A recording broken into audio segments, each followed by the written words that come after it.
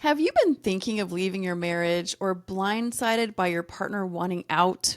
You are not alone.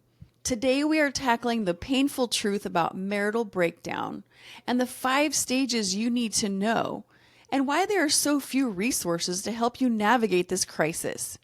Stay tuned for expert insights that could change everything. Are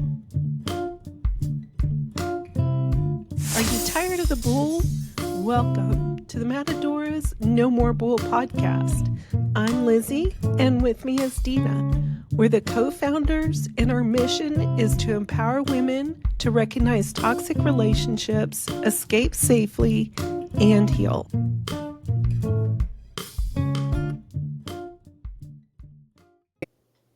Today we are excited to have special guest Dr. Becky Whetstone. Dr. Whetstone is a licensed marriage and family therapist and nationally recognized expert on marriage crisis and divorce recovery. Known for her empathetic, no-nonsense approach, she has guided countless individuals and couples through the most challenging periods of their lives.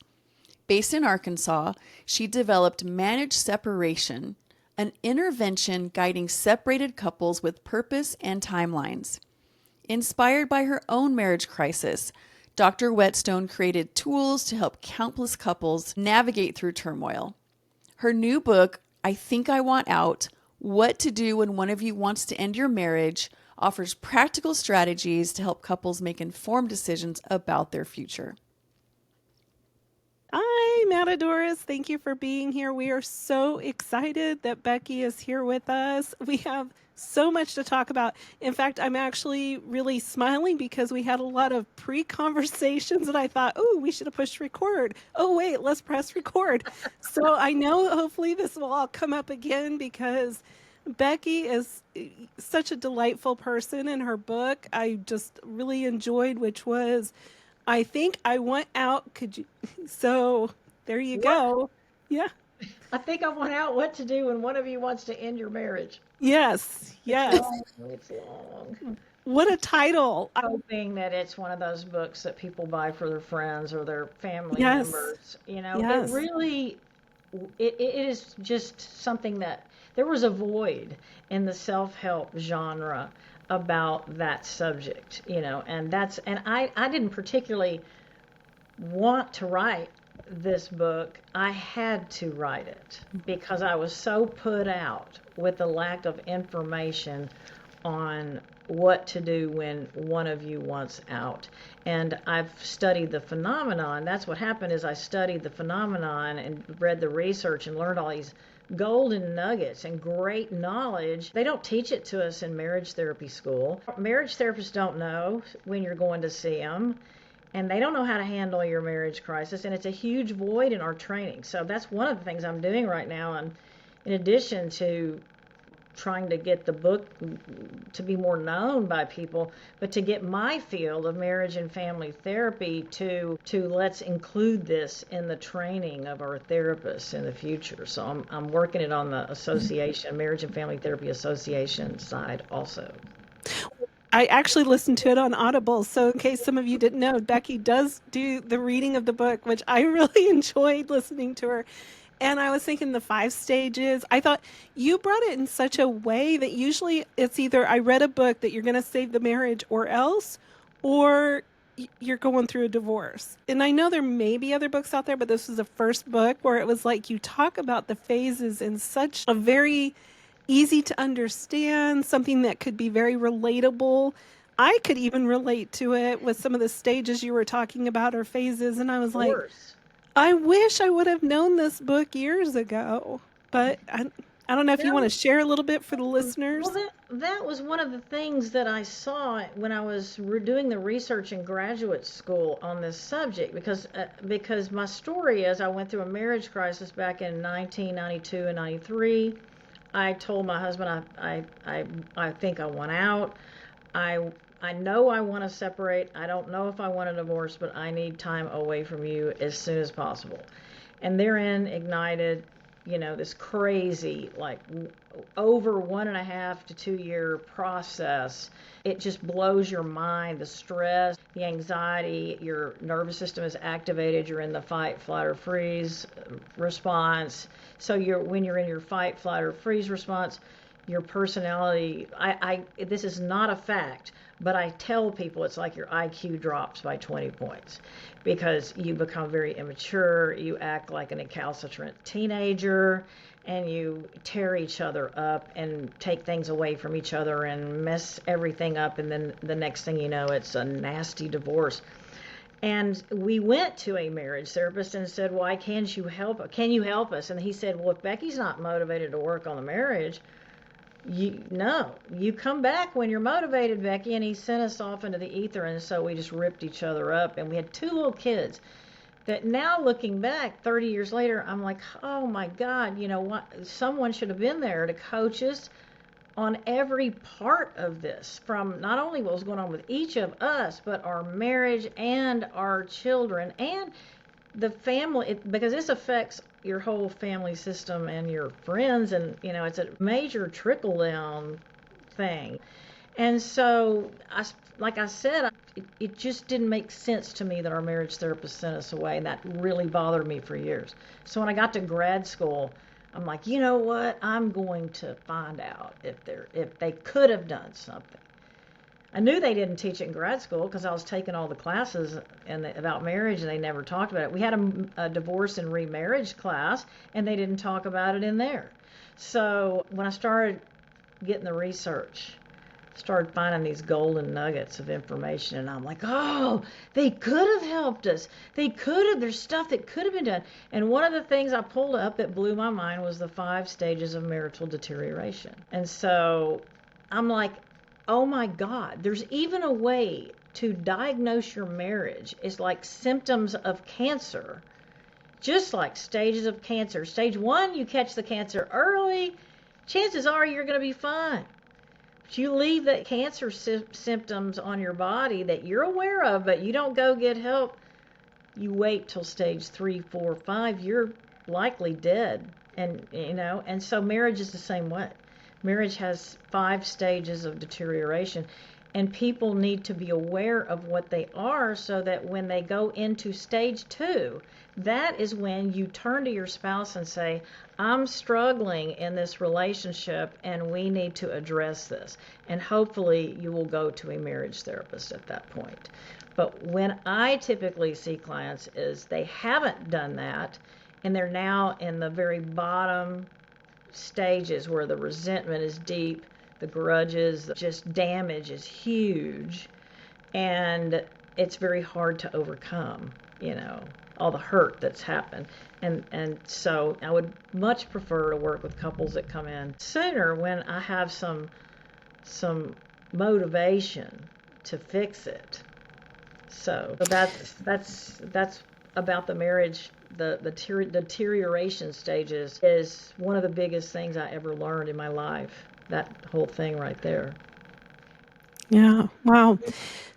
And then what is a little bit of like 4 and 5? 5, I imagine, is the stage where it's like, yeah, it's just not going to work at all.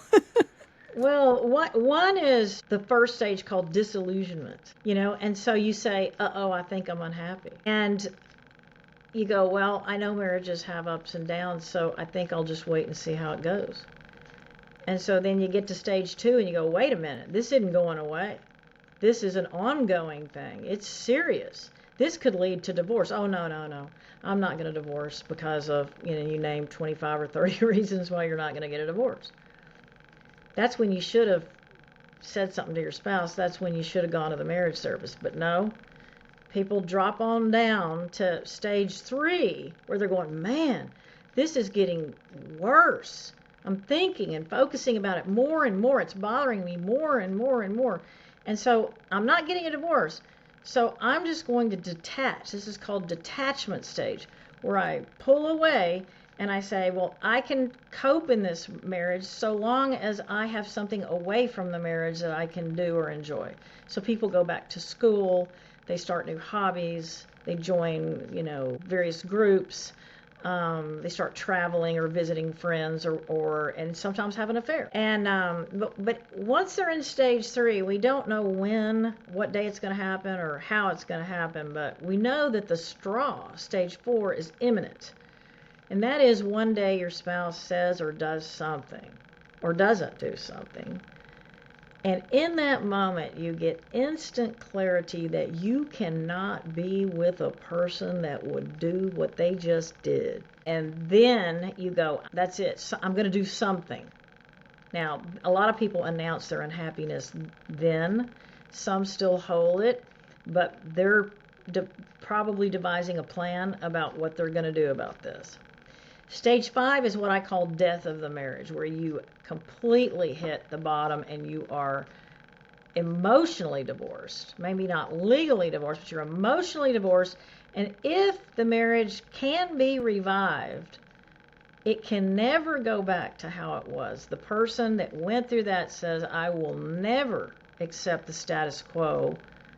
It's going to be drastically different or I'm out. So those are the stages. So Becky, since we deal with a lot of narcissistic relationships, it's kind of where we focus most of all. Where does that fit? In other words, if a couple comes to you and you're seeing these stages, but I'm sure you've been around long enough to perceive that maybe one of them is sabotaging the other. So where do they fit? In these stages. In other words, have you seen someone that's in a narcissistic situation? Have you seen them turn around and get better? Hundreds of times. That's the question. That a marriage therapist is going to see a lot of personality disorders because they're extremely difficult to be married to. Now, 9 times out of 10, it's their partner that's dragging them into the therapy room, and they don't want to be there. They don't think there's anything wrong with them, but they do. Another reason they don't want to go is they're highly suspicious that the therapist is going to try and blame them. And so they come into the room completely skeptical and with a bad attitude, and so I talk to the couple and they tell me about all the problems, and I've been doing this so long now that I quickly kind of hone in on if they could be a narcissist or what's going on here. And there's code words they use in therapy, like it'd be like say I'm doing marriage therapy with you two, and I'm over here talking to Lizzie, and I haven't gotten to Deana yet because I can't talk to 2 people at the same time, so I'm talking to Lizzie about Lizzie's, I see her start squirming in her seat and stuff, and all of a sudden Lizzie goes, wait a minute, why are you focusing on me? I bet you think I'm the only problem here. Looks to me like you think I'm the main problem. I feel attacked. When someone does that, and it happens often, I'm going, you might be a narcissist if you say the words, I feel attacked. Why are you focusing on me? It looks like you think I'm the only problem here. And I'll go like, Lizzie, give me a chance. Man, I can't talk to 2 people at one time. I'm going to be talking to Deana here in a minute. But right now, I need to talk about you. But they just start panicking. They start panicking, at the spotlight being on them. So when they say, I feel attacked, I know now that they are not going to tolerate any negative scrutiny that they perceive as negative at all. They are going to push back, and and I've had narcissists call me a quack. Where did you go to school? Is this a mail order degree that you have? I'm calling the licensing board about you. They can be real troublemakers. And I think, I get fired by them fairly frequently, and I think that they think that that's punishing me, and they don't know that I am doing the happy dance. As soon as I get the text from them that says, I need to cancel my appointment for next Thursday, I'm like, yes! Oh, God, thank you, hallelujah. Okay, we're laughing with you. Unpleasant to work with.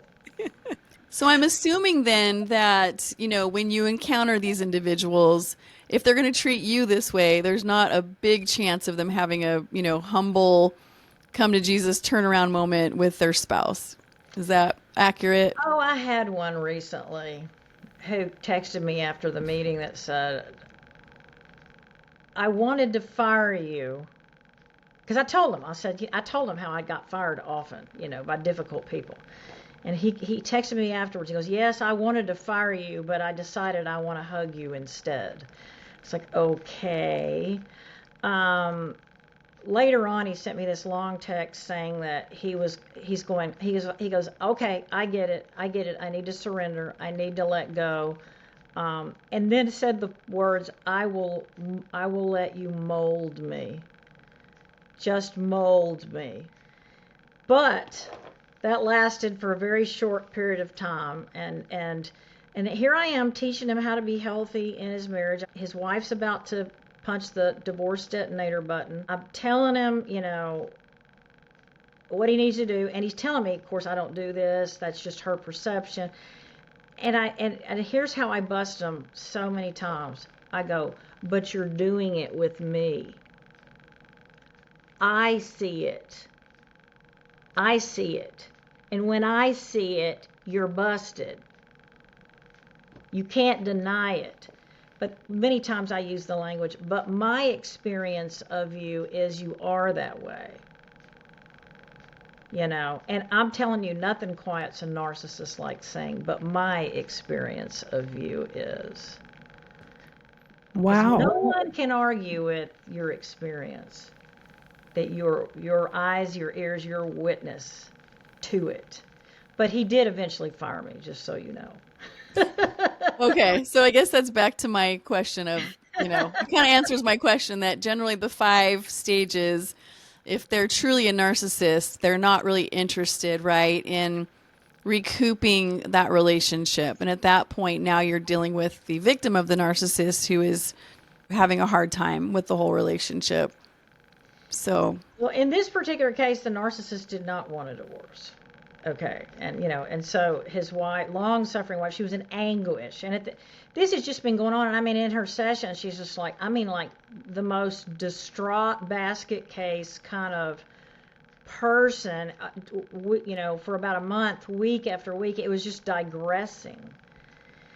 And finally, I said, "Do you feel?" They were separated, and I said, "Do you feel like you're at the end of the line? I mean, do you feel like this is just so toxic and unhealthy for you that you need to get away?" And she said, "I feel it's time. I feel I'm ready to get a divorce."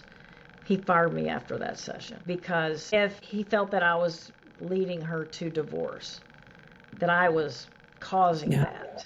And And I think, I'm looking at a woman who is she's going to get physically ill. Her health is going to break apart. She is a mess, and this isn't healthy for her. And I'm seeing that he cannot change. I've seen it. He just keeps doing the same stuff again. Because a lot of times people don't want to be the one to say, "I want a divorce." So I'll help them. I don't say, "You want one, do you?" But I say, "It looks to me like you're at that place where you may be ready to call it a day or whatever." And they'll go, "Yes." Well, going back to what you said, where they kind of always blame somebody for influencing. My first husband would say, "Who have you been talking to?" Oh, yeah. Like, you can't give me any intelligence that when I say I'm done, that I got to have somebody else telling me that I'm done. Yeah, it's just No, amazing. they're conspiracy theorists.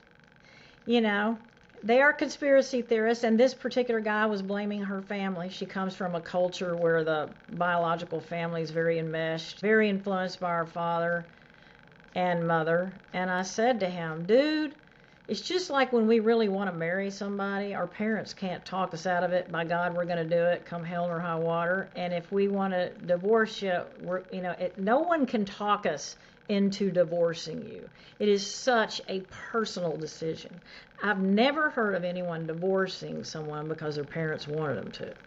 It's just, it's just ridiculous. But because a narcissist is a divide and conquer person, and they go around trying to rally the troops against divorce or whatever it is they don't want to happen, their spouse, they assume everyone else is doing that too. okay. So in these cases, Becky, how do you support the victim that, or the the person who has been dealing with this narcissist for quite a while, how do you support them? And what advice would you give anybody out there listening that feels like they're at the end of the rope, but they just don't know how to leave emotionally or any other way? Like, what do you do at that point to help them?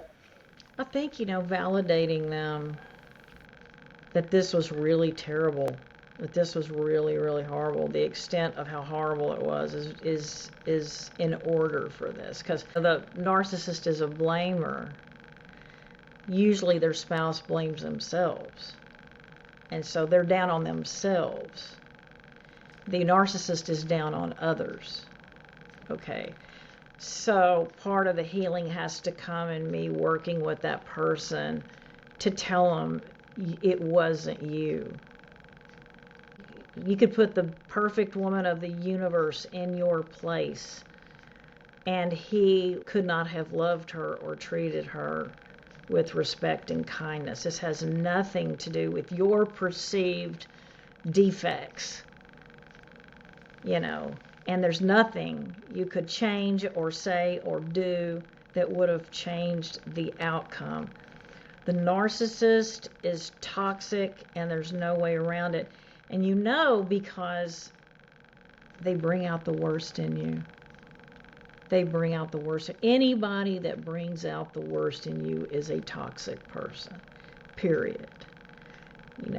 And narcissists are masters at bringing out the worst in you. Haven't you heard friends say, I don't like who I am when I'm with him? Quite a bit, actually. Yeah. Yeah. Because, even we talked about one of my marriages before we went on the air, and he was a very toxic person for me, and I would say and do things that if you had told me that I would act that way, I wouldn't have believed it. It was so out of character for me. But I think, when you're out of gas and you're desperate and you've got nothing left, you just start flopping it all out there to see if anything works, But at the end of the day, these people are going to blame their spouse, and then they'll go, oh, he's going to go around and tell everybody that I'm just the biggest bitch in the world, I'm the worst person in the world. And I say, yes, he will. Yes, he will. And there's nothing you can do about it. Who cares? But you can do the same to him. Everybody, when they tell their divorce stories, we're the hero. I'm the hero in all my divorce stories, and my ex is the villain. That's the way it goes. That's how divorce is. But nobody cares. People don't care. They listen to it for 2 or 3 minutes. Oh, Becky's a horrible person. Okay, now let's go get a hamburger. That's how people are. Well said. Actually, so as we know that a narcissist will pretty much blame others, and then now you bring the kids in. So obviously we can say you don't care. Who cares about other people? But what about the kids? Because that they will bring in that drama for the kids to listen to. Yeah. There will, and there's nothing you can do about it. There's nothing you can do about it. My kid's dad was very passive aggressive. He would say like, well, you know how your mother is. He didn't actually say, I'm a worthless sack of potatoes, but he would go like, you know how she is. She's just that way. And it's just better when you're at my house. And so he would infiltrate their little minds like that. And for a while, because they were 6 and 3 when we got divorced, and so they were influenceable in the beginning. And I tell some of my clients whose little ones have turned cold on them because of the antics of their narcissist ex, we can't do anything about it. Just keep being the healthy parent. They need one healthy parent. That you're gonna be their angel and their savior by being the healthy parent. And I promise you, the day's gonna come where they come in and they go, we think there's something wrong with Dad. And my kids walked in the room one day and they said, we think we know why you divorced Dad.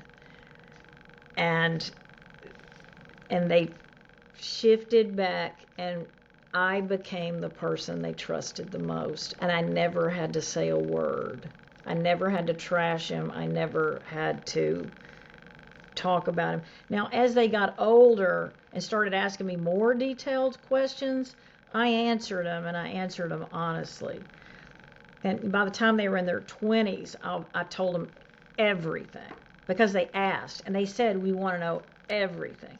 So I told them the dirty, awful truth, and I think that's what you have to do is you don't lie to your kids.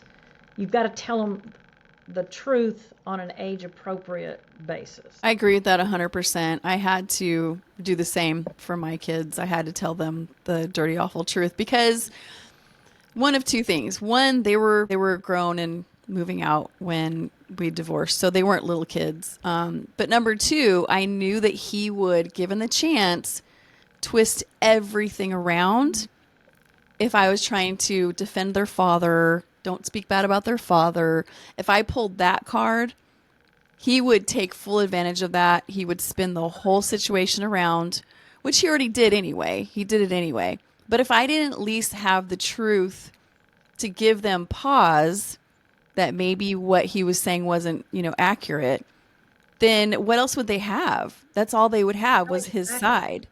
And then, he was always really good about trying to make me look like I was a bad mom for divorcing him. And, he was the victim. So he'd flip to the victim after being the perpetrator every single time. And I finally just had it. The kids were too small when they were young when he would do these things. Because he also had a sexual addiction, the one that Lizzie and I were both married to. A very bad sexual addiction, very bad.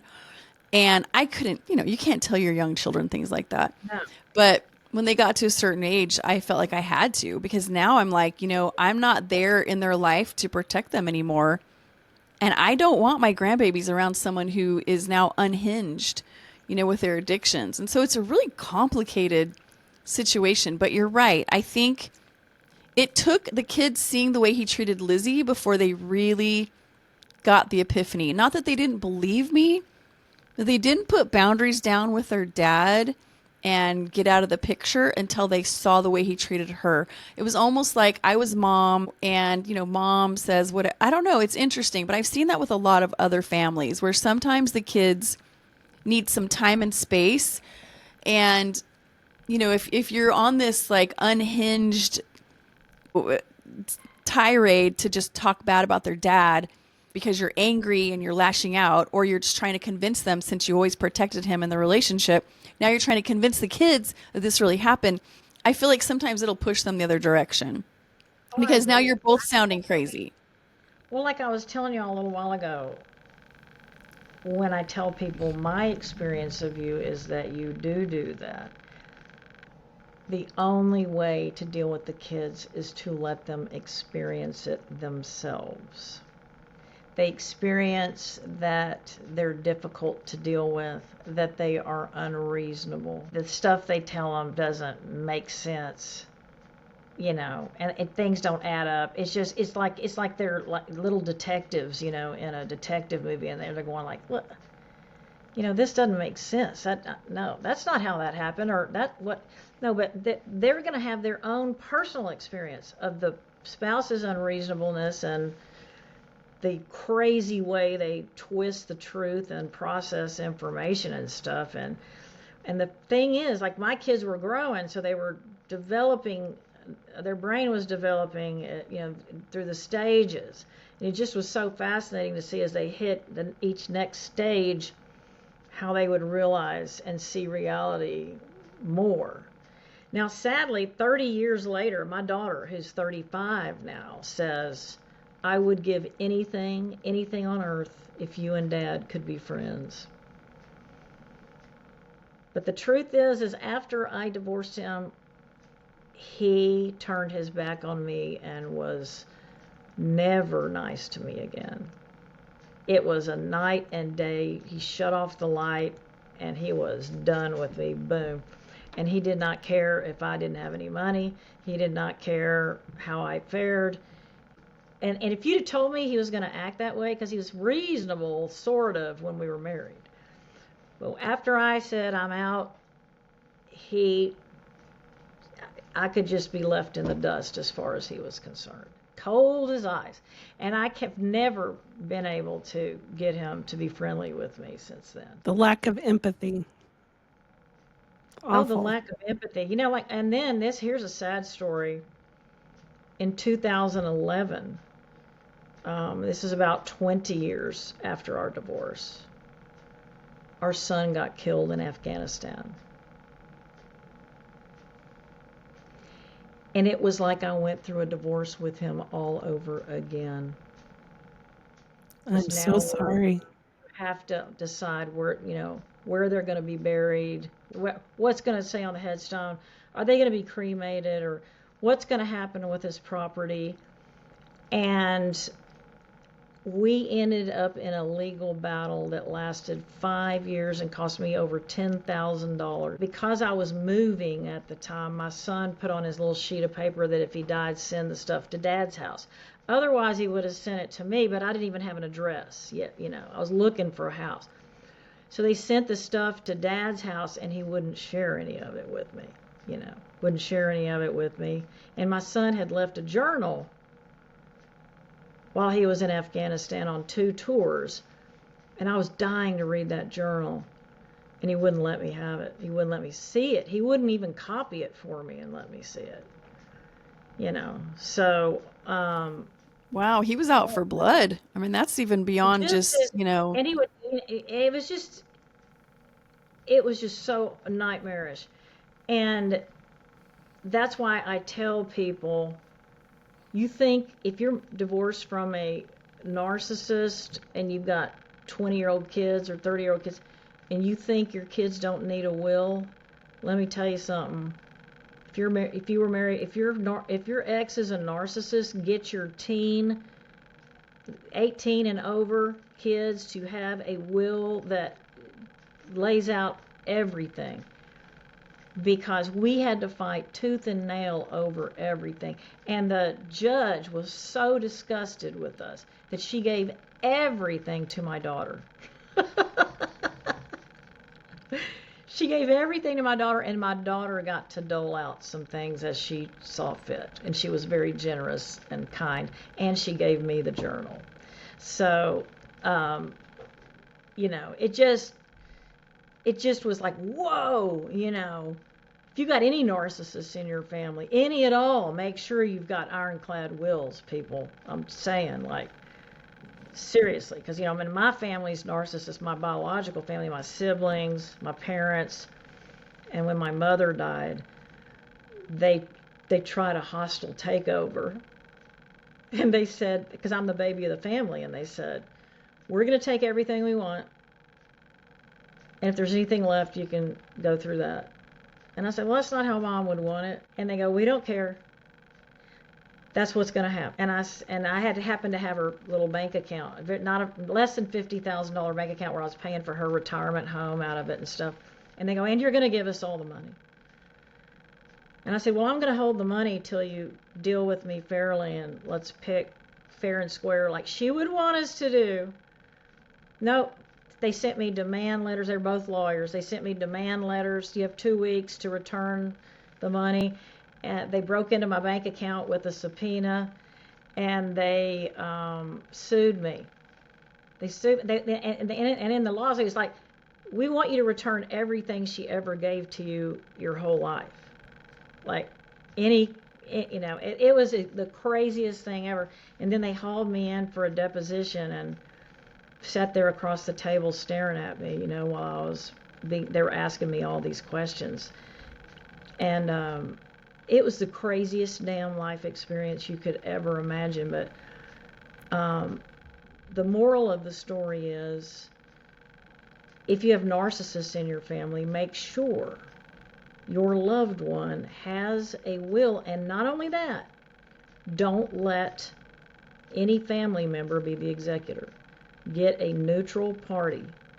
Get somebody who doesn't have any skin in the game. Because my brother was the executor of my mother's will, and he used it for evil.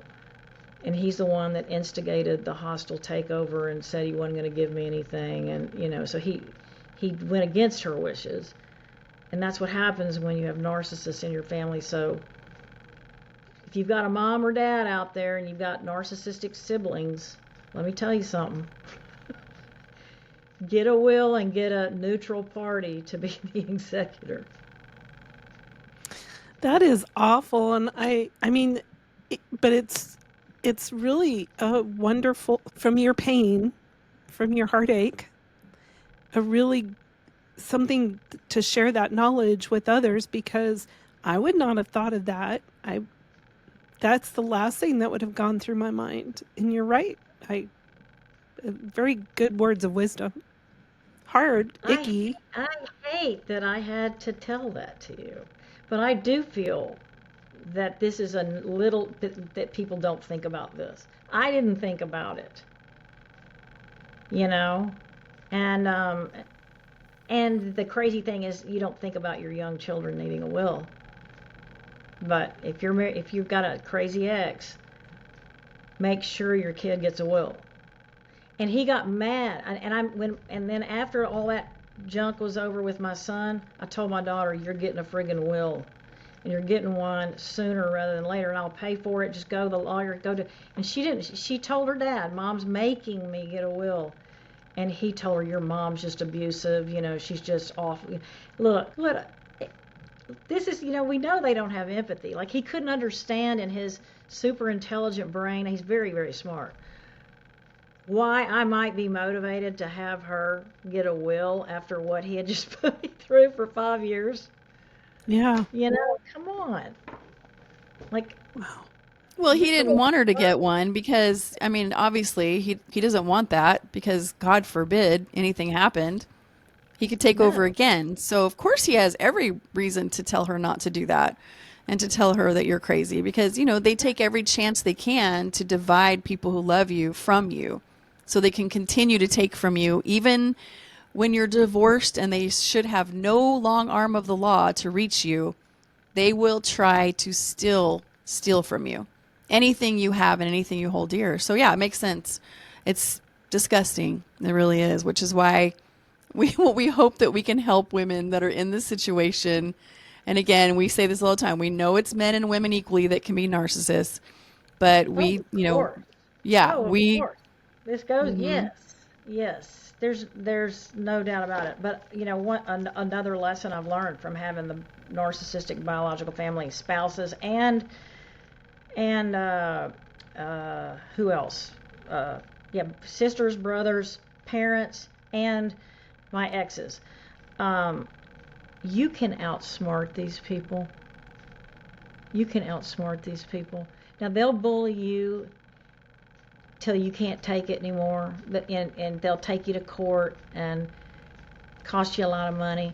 But you can, if you get smart about it, you can shut them down. There's all sorts of loopholes and things you can do if you've got a narcissist that's harassing you legally or whatever. You go to a lawyer and pay them their $300 or whatever for an hour and tell them what's going on. Tell them you can't afford to attorney up, and ask them any suggestions about what you can do. And you would be surprised how often they go, "Well, if you would just get this form signed, this will be over in 10 minutes. And that happened to me when my kid's dad sued me for custody. When I was in graduate school, the kids were teens, and I was barely surviving financially. And I had no money to hire a lawyer. And so I went to a lawyer, $300. He said, "Look, your kids are old enough to decide who they want to be with at this age. So if you just get him to sign this paper and get it notarized and send it to his attorney, that they just want to keep the custody agreement the way it is. They don't want it to change. It'll be over in 10 minutes. And so I told my kids, "I'm not telling you to sign it. I'm offering it, putting it on the table here. I'm going to go to the bank at Tuesday at noon. We're going to go get this notarized, and you don't have to come. This is completely voluntary." And my daughter goes, "I'm signing it." My son goes, "I don't know." And I said, "That's fine. So, but the day came, and I mean, like 1 minute before we're going out the door, my son goes, "I'm coming." So we went and we all signed it. We faxed that thing over. I couldn't get it in the fax machine fast enough. And the suit was killed right then and there, just like the lawyer promised me. Victory was at hand. And what does the narcissist do but tell my son later on, "You're not a man. You're not a man." That's awful. But what? Yeah. I wish I could say I'm surprised. You know they're like this. Yeah. Yeah, children are not exempt from their hatred and evil. You know, it's almost like the minute you don't give full loyalty, even in one comment or one action, the minute you don't give full loyalty, you're dead to me. You know, or I'm going to make you pay. You know, that's even worse. I'd rather be dead to somebody than make me pay, because boy, they know how to make you pay, don't they? Whew. Oh yes. Oh yes. Retribution is one of their hobbies, unfortunately. It's also just saying, if it's not, as if it's not obvious, it's one of the most dysfunctional things that you can do in any relationship. If you know anybody that is all about retribution, I promise you that they have a mental disorder, without question, a serious one. So this retribution thing is often a sign of malignant narcissism, but not always. But no matter what, I promise you, they are a sick person. There you go. Good to know. I just love teaching people what I've learned over the years, and my education has enhanced that so much, and then my experience working with people. And I just feel like I've learned all these fantastic tips and things, and I just want to download them in everybody's brain, because I don't want y'all to have to learn these things the way I did. Oh, The hardest way. that's why Lizzie and I are doing what we're doing. We either prevent this whole thing from happening, or if you're in this situation, and of course there's so much confusion, there's so much gaslighting and manipulation, your own reality becomes so convoluted that you don't even know what's real anymore. Is it really me? Am I messed up? Am I crazy? Nobody else in my life has ever thought I was crazy, but maybe I am. You know, and all those things, like, you're just constantly confused about what's going on, what's real, what's true, and the right thing to do. I think that the thing to do is the most confusing. So yes, And 100%. don't give your spouse any credit for being smarter than you are, because that was one of the things that got me in the trap a long time ago. Is my self-esteem wasn't good, and these men were very successful, so I just assumed they were smarter than I was. You know, like, if they're saying that I'm this horrible person, I must be, like, you know. So, like, don't do that to yourself. They're Yeah. no better than you. You know, you're on an equal plane. And don't give them all that credit that they know better than you. Please give yourself credit. Don't tell yourself that, you know, maybe it's, I mean, well, maybe it is you. It is healthy to do a look-see to see what you might be doing wrong. But if you're that voice in your head, because our soul talks to us like a little voice sits here over our shoulder and it talks to us, you know. And if it's telling you this isn't right, you know, he's gaslighting you, listen to that voice, because that's the voice that's leading you to health and healing, you know. And so just don't doubt yourself. 100%. And Lizzie and I say all the time that when you are in a relationship, because we heard this from a Professor Vaknin, who's a fantastic narcissist professor, and he says that women and men, when they are in a relationship, their intuition is right 95% of the time. You know, but you know, again, we're so confused that it's very difficult to believe our own inner voice. And I remember what got me for about 2 decades in my relationship was my ex would say, "But you're not perfect either. You're not perfect either." And so I didn't have a defense for that, because of course I'm not perfect. Of Sure course. you do. I mean, it's just like, yes, I'm not perfect. And now what's your point? Well, and I What's your finally, the light bulb that finally went off was I realized, I looked at him and said, "You know what? You're right. I'm not perfect, but my flaws aren't destroying you. I Well, could be, to your point, I say marital crimes range from parking tickets, speeding tickets, to misdemeanors, low-grade felonies, and then we get up to the major felonies, and then we have capital crimes, right? And yes, I know that you and I and Lizzie did maybe some parking tickets and some speeding tickets on occasion. But these dudes were doing felonies. They were doing felonies. They were assaulting our emotions and our humanity. And that is not the same that is as a great way to put it. as That's a being great way to put it. one night, it's different. Yeah, no, that's You perfect. do think in terms of that, like I've been dealing with a narcissist in the last few months who says the cruelest things to his wife over the course of their 25-year marriage, things that I'm just like, like she's never gonna unhear these things. That's a felony. That's a Wow. felony. That's That kind well of stuff. said. Oh And yeah. she might lash out in reactive abuse because, you do get to a point where you just can't take it anymore. No, there's no And doubt. Well, that's why they're yeah, toxic for you. They bring out the worst in you. yes. And so you react, abusively, and then you look at yourself and go, "Oh my gosh, who am I?" And then of course they run along and reinforce that. Wow, you're crazy. Like you think I've got problems? Look at you. You're no different than. And so it's just such a mind F, what It they do is. to you. Yeah. Yeah. We just need to give ourselves more credit. This is a huge piece of this. Is stop giving your spouse more credit than you're giving yourself. I love Yes. that. Yes. Absolutely. And I think Wow. that's a perfect place to. Well, Becky, it was so much fun, and I just loved our conversation. And just to let everyone know, we will have the links on our podcast as well as our YouTube channel. So I'm sure you can reach Becky in all different kinds of ways. And her book that was just released, I believe, last month, right? I think I went out what to February do when 4th. Anyway, what to do when one of you wants to end your marriage. But thank you, Becky, so much. It was such a delight. You're a blast. We should someday have a narcissist divorce marathon. Well, that'd be talk about talk about this for 12 or 15 hours and take calls. you know what? Oh, You said it.